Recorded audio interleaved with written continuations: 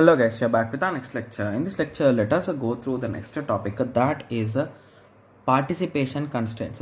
So as the name says, this constraint talks about the participation, guys. So here it is divided into two types. So the first type is a partial participation, the second type is a total participation. Okay, so let us go to the definition, then I'll be showing you some examples. Okay, yes. So participation consists of a specific whether the existence of an entity depends on its being related to another entity via a relation type. Okay, so these definitions will always be a bit confusing and ambiguous, guys. So the best method to learn these things is with examples, guys. Okay, so here we took a small example, right? Yes, so this is a relation in between E1 and E2. So the elements or the instances of E1 are E11, E12 and E13. Instances of E2 are E21 and E22. So here E11 is mapped to E21 and E22. E12 is mapped to E22 and E13 is not having any map, right? Any relation, to be clear, right? Yes. So the minimum cardinality is how much, guys? So for this the cardinality is 2, for this the cardinality is 1, for this the cardinality is 0. So among these all, what is minimum? It is 0. So among these all, what is maximum? That is 2. So minimum is 0, maximum is 2. Okay. Similarly, when it comes to the other hand, so on this side here E21. So what is cardinality of this 1? What is the cardinality of E22? That is a 2.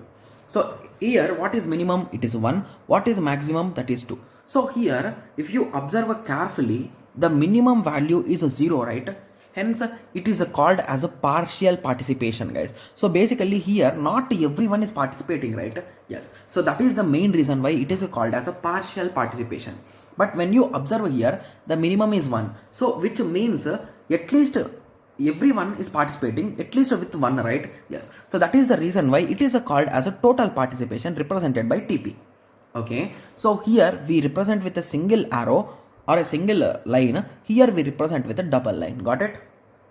Yes. So now I hope everyone got a clear idea with respect to this partial and total participation, right? Yes. So the diagrams can look in this way for this particular question.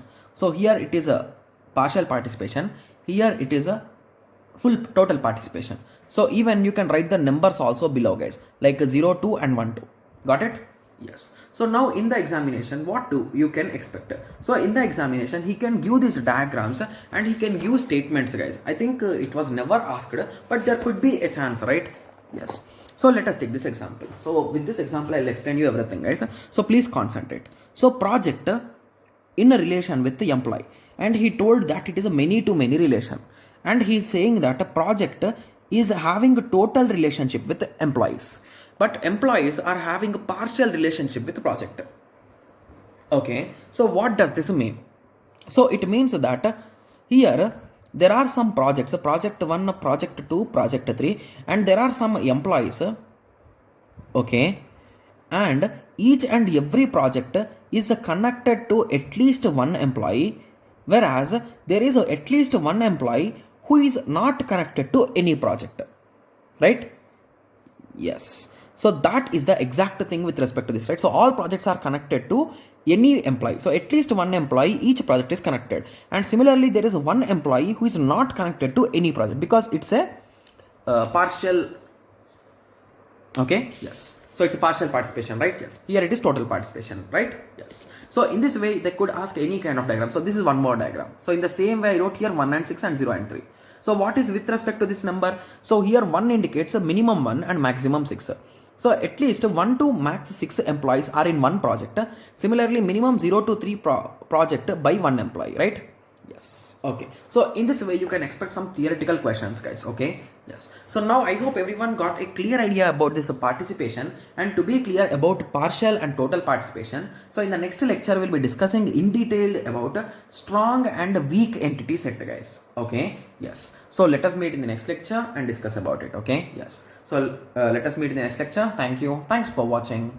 Like, share and subscribe for more awesome videos like this. Thank you.